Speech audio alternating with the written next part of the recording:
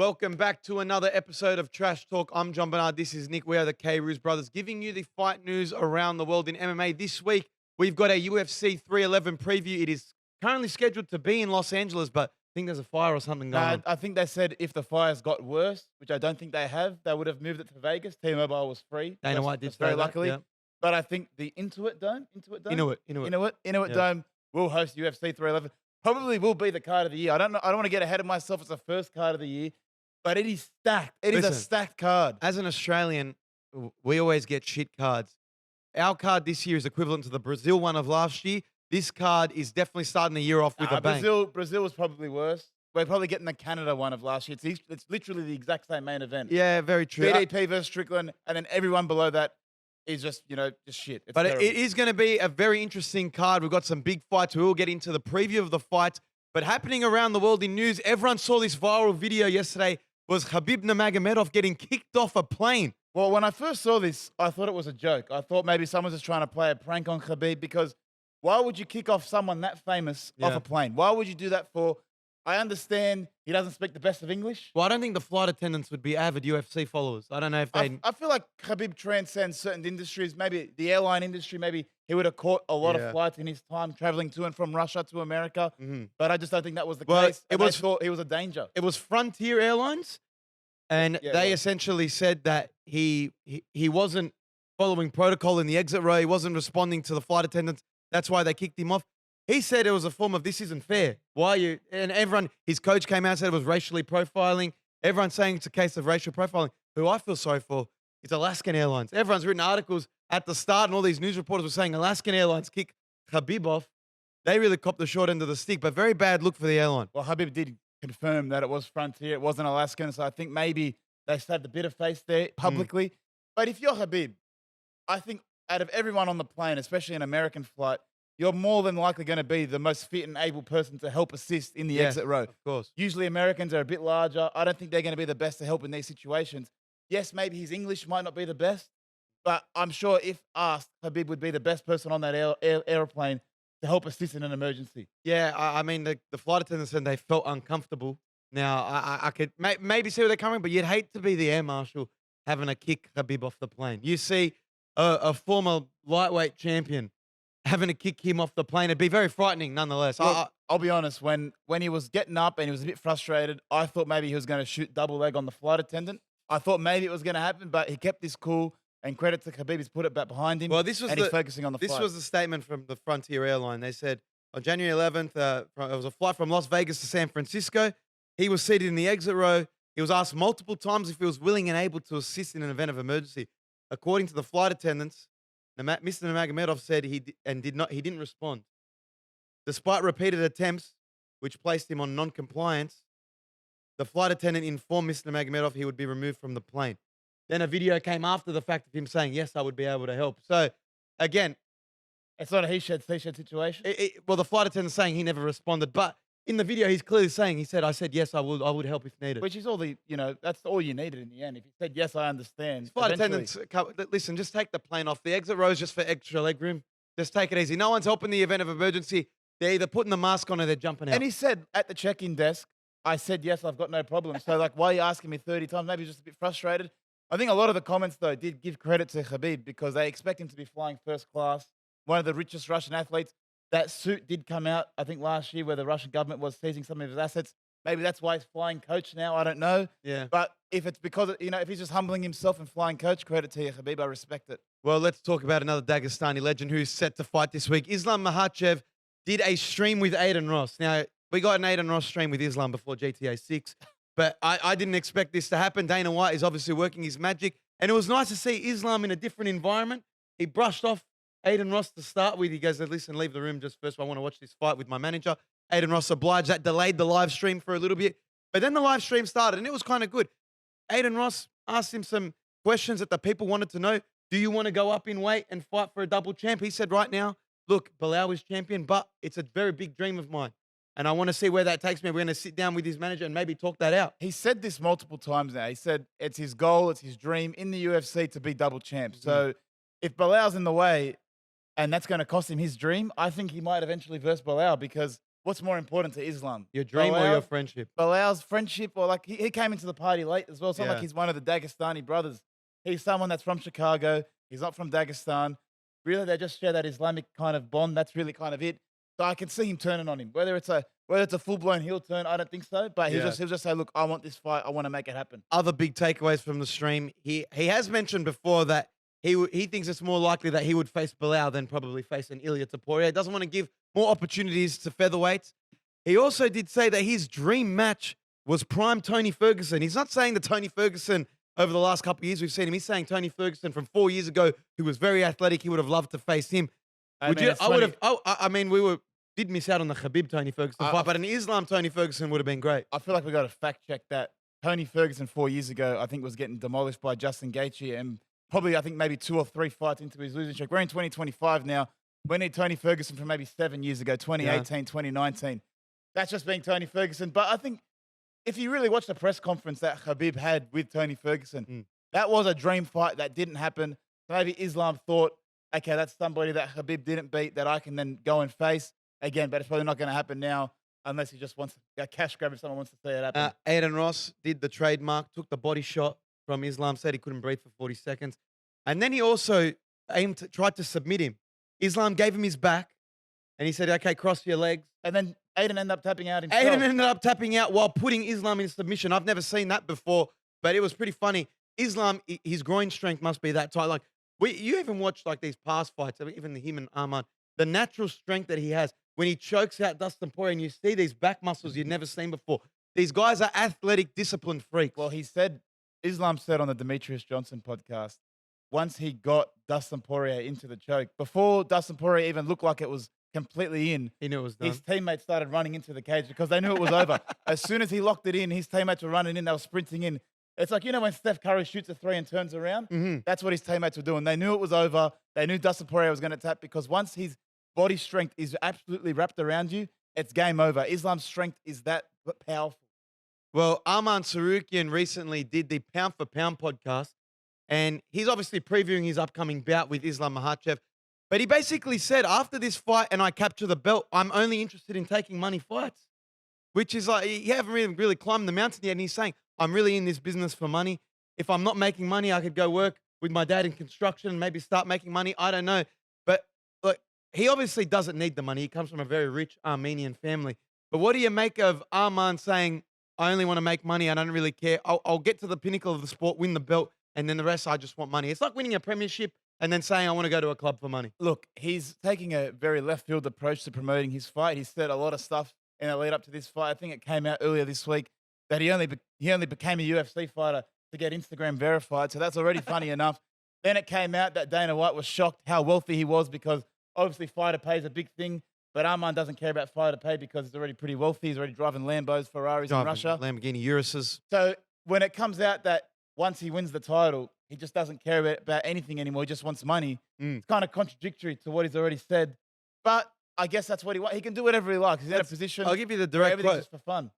After this fight, I only want money fights. I'm just going to think about money, not about being a 2-time champion or defend 10 times. I'm just going to take money fights. I'm not thinking what happens after this fight. I'm just think after this fight, maybe my father says, you know what? You're done with this sport. You won the title. Come back and work with me in construction. I mean, it's a great family business. He's just trying to increase, show the lineage there, get the legacy going. But Arman, I feel like there isn't really money fights to be made for you. As harsh as that is to say, you're not Conor McGregor. You're not Khabib. You don't have a massive following to do money fights. Yeah. But defending the title does make you money. So I feel like as much as you don't want to defend the title, that's where you're going to make the most money. But he has come out also this week and said that he's going to knock out Islam Makhachev. And I think that's a big statement to make because he said, if you watch the Dustin Poirier fight, he looked old, he looked slow. He didn't look like the same Islam. If he was in that fight, he would have beaten Islam. So this fight, this next weekend, he will knock him out. Oh, I'm very much looking forward to it. Speaking of Conor McGregor, Nick, did you see Conor McGregor playing soccer? I did see him playing soccer. It looks like he brought a lot of his UFC moves to the soccer pitch. Mate, definitely a very physical Conor McGregor. Imagine you're just playing in your Sunday league and you see one of the most famous MMA fighters of all time opposite you. You're thinking, okay, I don't know if he's any good at soccer or whatever. Was he registered? I have no idea. All of a sudden, he's throwing flying knees. See, knees to the chest from Conor McGregor. I don't know if it's a way of keeping fit for his upcoming return, but maybe it's a way of keeping fit for this boxing match in India. But he looked pretty sharp. Hey, if there's anything you need more, it's more cardio. Connor's always been plagued by poor cardio in his career. Mhm. So if getting on the football pitch is going to help him with his cardio, go ahead. But what I saw of him kicking players in the stomach when someone was going for a header off a corner and he nearly Yeah. just head kicked them, I thought, Connor, maybe just stick to the MMA. At least he's still looking very athletic. That's Hey. something I want to see. I'm happy to see Conor McGregor Active. participate Yeah. in some sort of sport. It may not be boxing or MMA, but at least it's something. I'm happy to see it. I mean, how many other sporting megastars have you seen just show up in a Sunday League match? I mean, in Australia, we had Junior Paulo, a first grade rugby league player, showing up for a third grade rugby match. That would have been frightening. He just put a headgear on, thought no one would recognize him. Does Usain Bolt playing for the Central Coast Mariners count? Not really, because that's the pinnacle. That's A-League in Australia. Yeah, but but that's and he's the that's fastest sprinter of all That's time. kind of park football. Very though. random, that one. Yeah. That's kind of park football. If you're one of the A-League players and you see the fastest man ever Yeah. participating, The for worst other would team, probably be seeing like Josh Adokar at your local Oztag game as well. That'd be rough. Guys, one of the fastest flyers in the NRL just playing Oztag at Mason Park. What about the Curry knockout? Because that's kind of like Sunday League Yeah. type football. Yeah. And they got the NRL players in there. That's I don't something think similar. anything's matched up to Conor McGregor playing. No, Just playing in the over You gotta 30s think in Ireland. Conor McGregor is probably top 3 to top 5 most famous athletes ever. He's in the categories of Ronaldo, Messi. So when he's participating in something that low level, it is kind of funny. It is funny. Okay, now with the fights happening this week, you've got the first ever Khabib cornering the main event and co-main event title fights. That brings us to the question, who would Khabib be more nervous for? Islam Makhachev or Umar Nurmagomedov? Which fight is Khabib more nervous for? I'm going to say the Umar fight because Islam, he's a bona fide superstar. He's a veteran of the sport. This is his 4th title defense now. He's been in fights without Khabib there. Islam's already fought without Khabib. Umar, it's his cousin. It's actually blood. Yes, Islam and Khabib share a special bond, but this is a blood relative. Umar is someone who Khabib probably cares a lot more for. It's his younger sibling. I don't know. I feel like that fight is definitely more dangerous as well. Merab has a better chance of winning than Arman does. So I'm going to say Khabib is definitely more nervous for the Umar fight. Well, Javier Mendez has come out and said that he's more nervous for Umar. There's just a fighter experience. I think they know that Islam has had that time in the octagon. He's been in the championship rounds. Umar going for his first title shot. Obviously, you'd be a little bit more nervous. But we asked both fighters this. We asked Umar and Islam this. And he said Khabib is nervous from the very first fight all the way up into the last fight. He'll be nervous for the Tagir fight and that he's just as invested as everyone in his gym. Tagir Ulabenkov. Yes. I hope I haven't butchered his name. But that is the first fight opening the prelims. So Yes. Khabib will be in his corner. And they said the way that Tagir fights makes everybody nervous, not just Khabib. So I feel like we should be expecting fireworks from his fight. And then you'll see maybe Khabib getting a bit nervous in the corner, getting a bit antsy, probably putting someone in the headlock as he does. You've seen him. You've seen him. He gets absolutely into it when he's in the corner, basically screaming at the ref, screaming at, his fighter. But ultimately, again, I agree. You got to be more nervous for Umar. He's the less experienced fighter. And I think Islam's just going in as a heavy favorite. And there's more at stake for Umar because if he loses, it's a hard road back to the title for him. If Islam does lose, he probably gets an instant rematch and he has a lot more opportunities for titles, whether it be in a weight division above or in his own weight division. There's a lot more options for Islam. He's a bigger superstar and he's earned a lot more. That's not to say that Khabib isn't confident with Umar as well. I mean, Nah, he recently came out and said this guy's going to be defending the title multiple times in the division. He's going to win and surprise a lot of people. He's very special. That's his word. This whole fight promotion, he said Merab is just not as good as Umar. Umar is better than Merab in every single category. Yes, Merab has good cardio, good wrestling, but Umar will beat him still. And then Umar, on top of that, has even said, I'm going to make Merab tired, which some people thought, you can't do that. It's impossible. Merab and tired don't coexist in the same sentence. But Khabib is confident. He's confident in Islam. He's confident in Umar. And if you've seen these guys train, I can see why they're so confident. You've seen Khabib just ordering them around the gym. Yeah. It looks like such tough training sessions. They look disgusting. People Rugby league preseason type training session these guys are getting put through. That's why they're so confident. Well, let's look around the grounds. We've got Belal Muhammad versus Sean Strickland. This is a title. This is a match that people have been kind of. You've seen the beef on Twitter. Sean Strickland and Belal, they don't like each other. They go at each other very regularly. Could you ever see a Belal Muhammad versus Sean Strickland? No, it definitely won't happen because I think Belal, he's already quite short for his own weight division. To him to go up to middleweight and then have to fight someone as tall as Sean Strickland. Yes, the wrestling versus striking might give him a bit of an advantage, but I don't know. I think this is just another case of Belal beefing with another fighter. Wasn't he just beefing with DDP? Now he hopes DDP knocks out. He said he wants him to out cold Sean Strickland. So, like, I think he's just taking sides of whoever's more convenient to beef with on Twitter. Sean Strickland, one of the most unfiltered fighters in the UFC. He's said things about Palestine. He's said things about Muslims. Belal Muhammad takes offense to that. He wants to knock him out. He said some things even to us when we've interviewed him that he hates Sean Strickland and thinks he's dumb. And he said he's willing to go up to 185 and face Sean Strickland. Now, I'd be more interested in a fight like Sean Strickland versus Khamzat Chimaev. They've been going at each other on Twitter as well. We have to wait and see what happens in UFC Sydney first, DDP versus Strickland. But again, I think just Khamzat and Strickland would sell more than a Belal versus Strickland. I feel, and as much as I like Belal and he's a professional, he's proven a lot of people wrong, he just doesn't have that pay-per-view impact that a Khamzat does. No, definitely And not. I think it'd just be a waste for Sean Strickland at this point in his career. Would I like to see the fight? Yes. I don't know. I'd probably edge towards Belal just being more well-rounded. It depends. I think just the weight advantage is always something that people don't take into account. It's hard to go up in weight and win a fight. But Belal, I think the hatred that he has for Sean Strickland might fuel him to a victory. Yeah. But I mean, I've read Sean Strickland's tweets regarding Belal Muhammad. He is not the biggest fan of his either. He said some disparaging things about him. So a fight, I feel like, you know, when someone just has that much trash talk against each other, they should just make the fight happen. Yeah. Whether it's Dustin Poirier, Colby Covington, Conor McGregor, Khabib, like sometimes fights just have to happen. If you're talking that much shit, just put him in a cage and let him work it out. I think it's something the UFC has to look at fighters going up and down from weight divisions because there's more entertaining fights to happen. And fighters, if they're limited by their division, it's kind of becoming boring. Look at the lightweight division right now. 8 of the 11 lightweight fighters are going to be over the age of 35. Is the lightweight division just about to capitulate? Well, usually fighters, by the time they hit 35, 36, they call it quits. They're done. That's like the general age of retirement for fighters. Khabib's 36, has been retired for 4 years. But I feel like these guys, because some of them haven't won the title or are still in pursuit of a title, that might drag out their careers a bit longer. You're talking Justin Gaethje, Charles Oliveira. Dustin Poirier is probably on the way out. But Dan Hooker, Max Holloway, they're all people that are approaching the later end of their careers, but they haven't achieved the lightweight title. So they might have to stick around a bit longer. I just feel like a lot of people wouldn't even be aware of the lower ranked guys in the lightweight division. It's been such a top heavy, a lot of the older heads, like similar to the featherweight division as well. The top fives remain the same, I think, for the last like 6-7 years. Like Justin Gaethje, Dustin Poirier, Charles Oliveira, they've just been such good fighters and people haven't been able to beat them.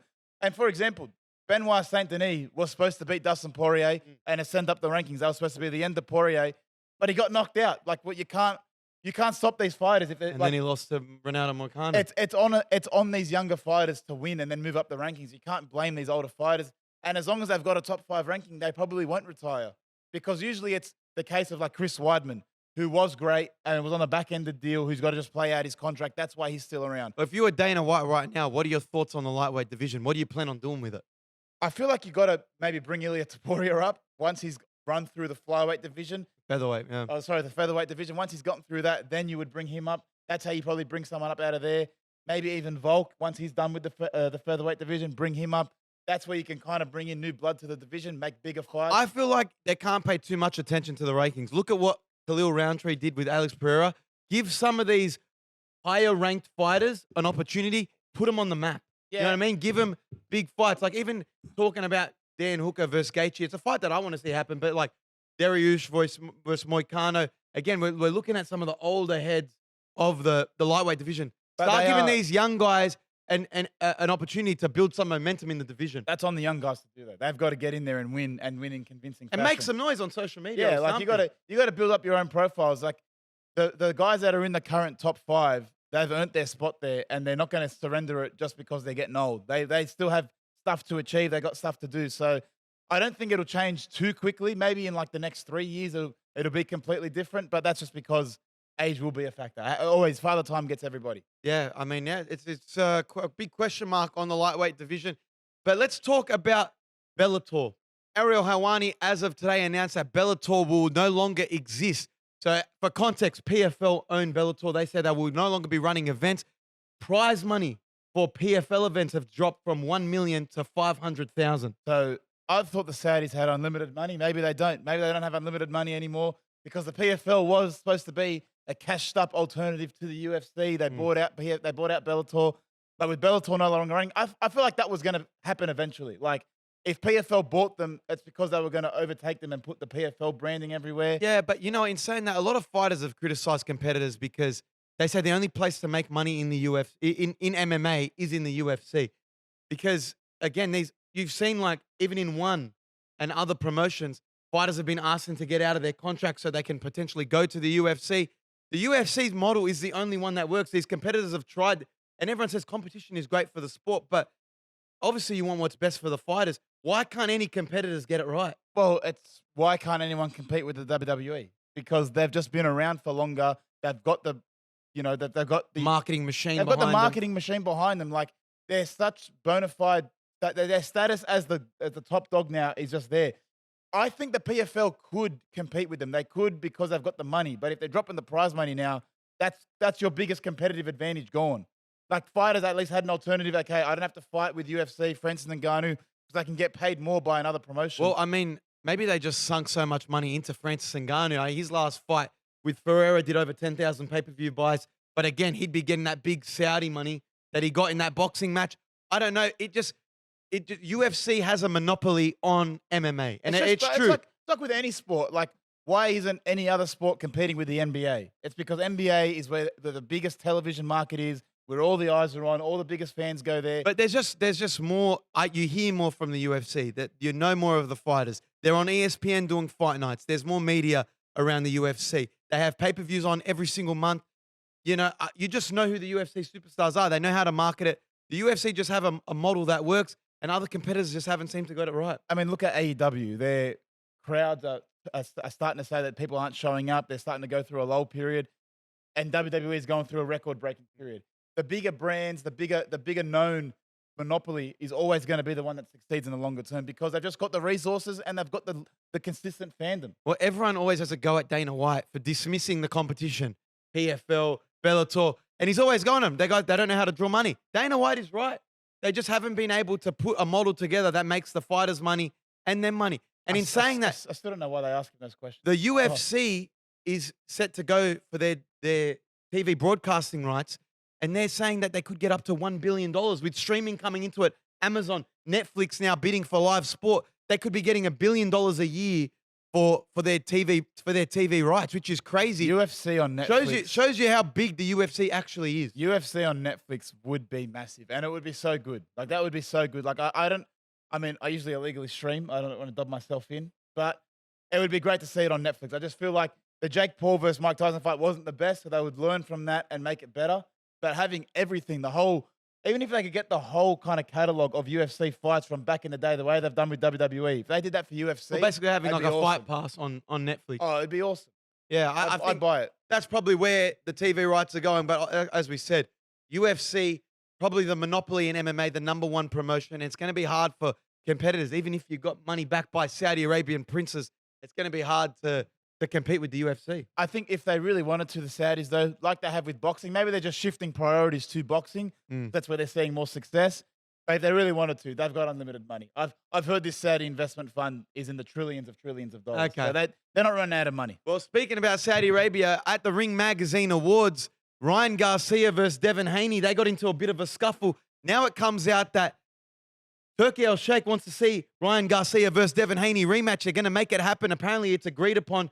Garcia just has to agree to a VADA testing. So if you're Ryan Garcia, you're taking the rematch? Yes, 100%, because you already beaten him once. And you can get big money, big Saudi money for it. And that would probably mean the court case will be called off as well. Turki Al-Sheikh just tells Devin Haney, hey, no court proceedings, just done. He's an extra 10 mil, just shut your mouth. Well, Devin and Bill Haney were waiting outside the awards for Ryan Garcia. They almost got into a bit of an altercation. Ryan Garcia also got into an altercation himself inside with another fighter. He is money, and we've missed Ryan Garcia. He shouldn't have had that long of a delay in his career after beating Haney. He was set to fight in Japan. That didn't happen. Now you're seeing Saudi. They're getting fighters like Canelo, Crawford. They got Joey Parker and Dubois happening this week. It is the probably optimal place to have fights right now for fighters, and it's where the big money fights are happening. having Ryan Garcia and Haney there, people are going to tune in, and the Saudis can see this is a great cash opportunity. Well, it's like they're becoming the UFC. They're becoming the go-to promotion to put on the biggest fights. Riyadh season. Riyadh season. I mean, like Devin Haney versus Garcia. For me, it was my favorite boxing fight last year. The hype, the promotion that was going into it. Ryan Garcia really sold that fight. He made me want to watch it, and it will make me want to watch the second Do fight. you think we'll see a crazy Garcia again in the lead up to this fight? That depends what he's taking. Yeah, I think you could obviously see how he conducted himself at the Ring Awards, the Ring Magazine Awards. He looked professional. It looked like a very different persona. So I think he 100% put on this crazy, mentally unstable persona in the lead up to that fight. And it sold it. It was great marketing. I want to see entertaining Garcia. He was very fun for me, and I want to see him beat Devin Haney again. I want to see him prove himself. When Ryan Garcia was giving out the award for comeback of the year, I was like, ooh. I was like, this could be something where he could put on a bit of a funny twist. And gave it to Billy Dib. But he gave it to Billy Dib, was a consummate professional, and congrats to Billy Dib. What a great comeback. Yeah. Well, let's move on to our UFC 311 preview. It is set to happen this week. Make sure you're tuning in for our predictions and our clips at Jon-Bernard K on Instagram and TikTok. Starting off the card with Kevin Holland versus RDR. Well, Kevin Holland has gone into a period of his career now where he's just fighting absolutely anybody and everybody. Yeah. And he somehow keeps pulling off the wins as well. So I'm not going to bet against Kevin Holland. He just keeps surprising and keeps winning. So Kevin Holland's going to get the W here. Yeah, he's the UFC's go-to guy. I feel like he's just very reliable. He's the ultimate company man. I've seen RDR. I just think Kevin Holland probably beats him on the feet here. I'm going with Kevin Holland. Look, I feel like, when fighters get to this stage of their career where they're just getting fed to new fighters, it's almost like they want him to lose, or like they're trying to. He's the gateway. He's the gatekeeper. He's the fighter that you have to get through to ascend up the rankings. So really, if I was going to bet here, I'd maybe lean towards RDR just because I feel like they'd be pushing him to win more than Kevin Holland. But I just want Kevin Holland to win because I like him. Great interview. Beneil Dariush versus Renato Moicano. After seeing Dariush get brutally knocked out by Charles Oliveira, then by Arman Tsarukyan, I'd say it's impossible to select him to win here, especially after Renato Moicano's cutting promos like that in France. So I'm going to take Moicano here, probably by decision, but I'll take him to win. Listen, after what he did to Benoit Saint-Denis' face, he's gone on a great run. He's surprised a lot of people. This isn't the Moicano of old. This is a dialed-in Moicano who really wants to, be disruptive in this lightweight division. So I'm going with Moicano. I can't look past him. And the guy's entertaining. You've seen him on the bloody Show Me the Money podcast. He's funny. He's what the lightweight division needs. I'm going with Moicano. And that's not to say I love Dariush. Dariush is one of my favorite fighters. He's a great bloke. Could it be his last fight? It could definitely be his last fight. If he gets knocked out in the fashion that he did in the previous two fights, then this will probably be it for him. But if he does win, I'll be very happy because I like him and he's a great fighter. Yeah. I don't think he can go back into the title picture, but it'll be nice for him to at least maybe go out on the W. Yeah, good matchup for Moicano. Yuri Prohaska versus Jamal Hill. This is a very underrated fight on the card. I think this is the most underrated fight because I think it was supposed to be the co-main event till Merab and Umar got announced. People have kind of forgotten about it. But this is a marquee matchup. Jamal Hill coming off a loss against Alex Pereira. Yuri Prohaska coming off a loss against Alex Pereira. So both of these guys are desperate for a win. More so Jamal Hill because he's been copping L's left, right, and center. Only because he's just, running his mouth and then not cashing the check. Exactly. So he needs to cash something. And that win against Yuri Prohaska is a monumental victory for him. And it shoots him straight back into the title picture. And for me, I'm taking Jamal Hill to win here. I just think he's more desperate. Okay. And when he was champion before his Achilles injury, he's a good fighter. He's underrated. People have forgotten how good he was.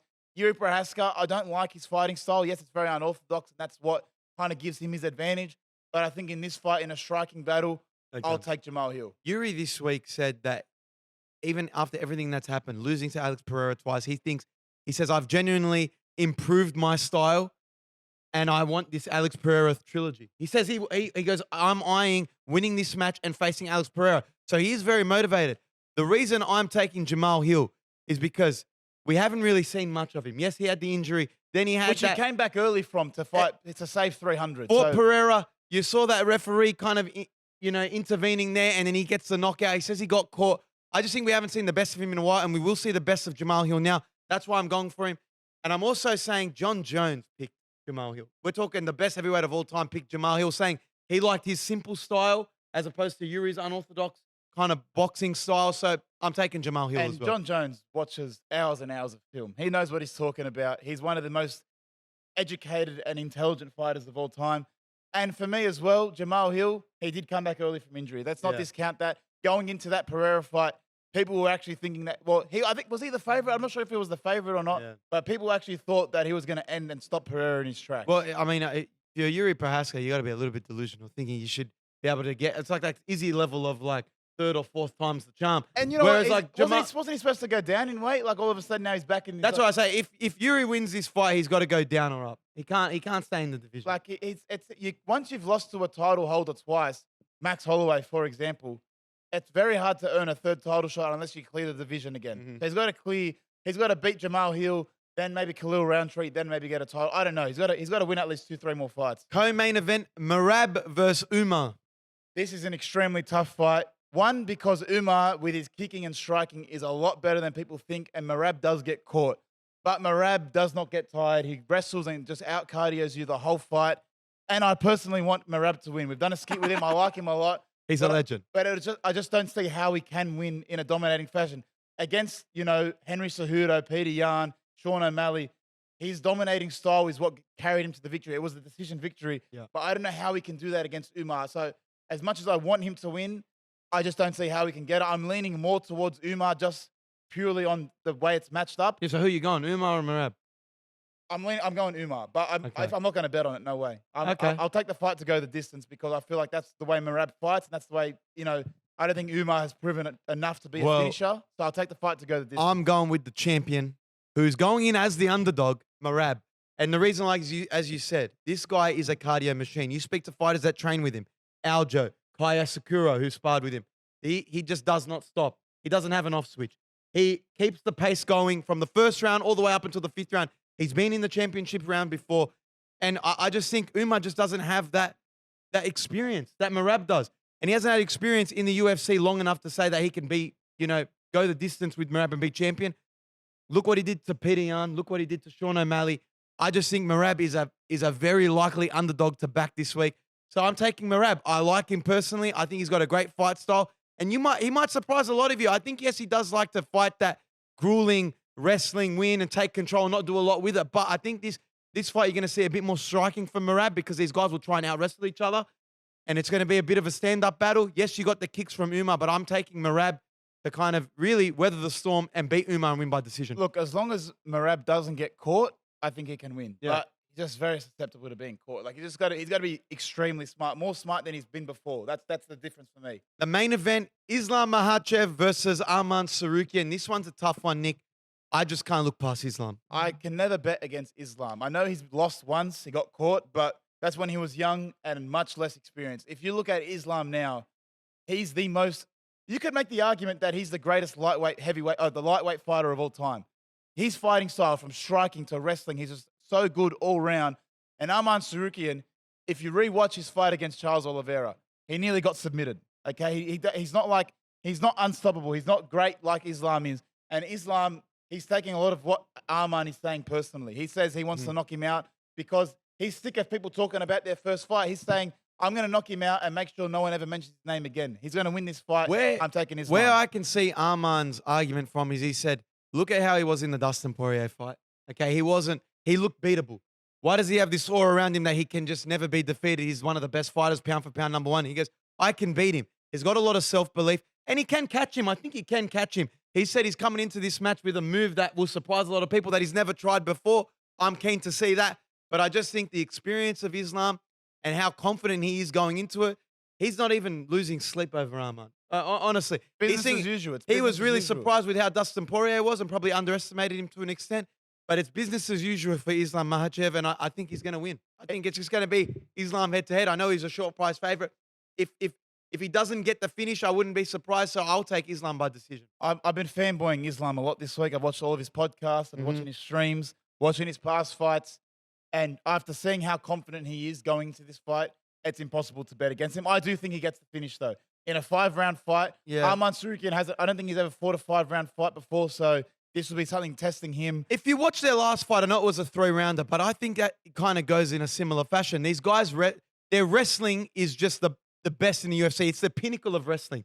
Okay, they're not going to be able to take each other down, so it's going to eventuate into a striking battle, and it's whoever wins it from there. Yes, Islam can get caught, but Islam's striking has developed significantly. You saw what he's done to Volk.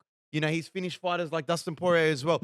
So I just think, yeah, I can't look past Islam as just being the heavy favorite here. One thing we have yet to mention throughout this whole podcast is the physique of Arman Tsarukyan. The guy is in the best shape of his life. Jesus.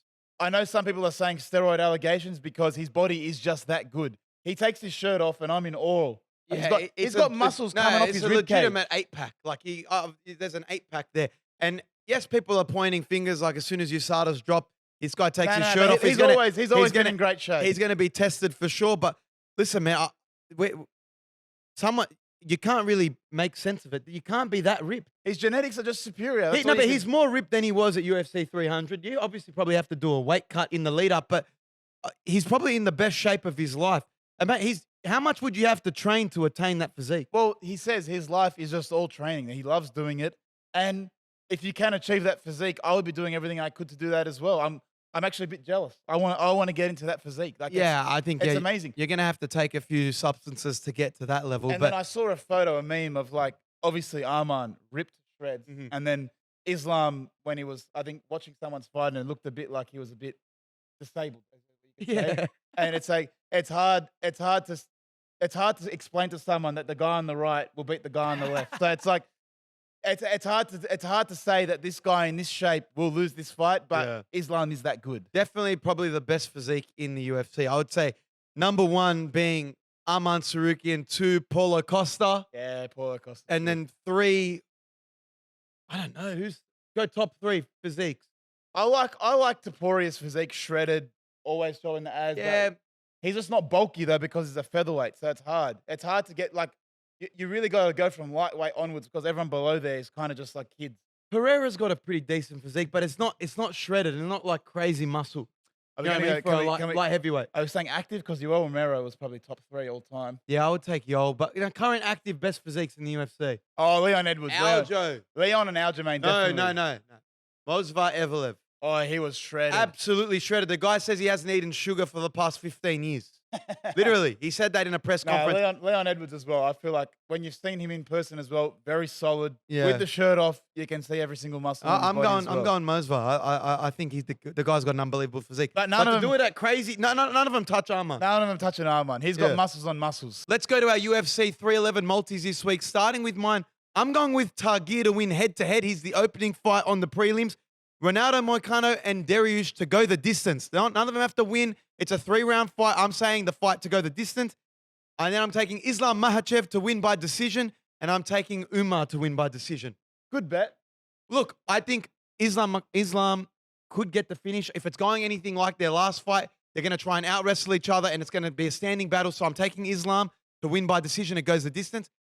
And with Merab being the underdog, I'm taking Merab to win by decision because these guys are going to try and out-wrestle each other as well. And it's just going to go the way that most Merab fights go, to the distance. The thing is, this kind of gives me the vibe of a Abu Dhabi card. When there's more than 1 or 2 Dagestanis, usually my rule is never bet against a Dagestani. Mm-hmm. Pull them all in a multi and you're going to win. But I'm not doing that today. I'm altering that slightly. So I'm going to go Tagir Ulanbekov head-to-head. Yeah. I'm going to go Ronaldo Moicano head-to-head. He's going to get the job done. I'm going to go Merab and Umar to go the distance. And then I'm going to wrap it up with Islam head-to-head. I'm still taking the Dagestanis to win because you never better get against a Dagestani. And I think this multi is a winner. As long as Merab can make it go the distance, which he usually does, this multi will win. I mean, if you stayed tuned to a lot of our previous multis for the past pay-per-views, we've been pretty bang on. I mean, we got lucky with Cyril Gane there. I think he should have lost, but we had him. And that almost saved us in our last multis. But we've been pretty bang on. I like our chances here, putting these in a parlay. I guess we'll wait and see, but make sure you stay in tune to our multis on our stories, UFC 311, and tune into the clips this week on Instagram and TikTok at Jon-Bernard K. That's all for our preview at UFC 311 this week. Thank you for tuning in. Back to you in the studio, Ryan.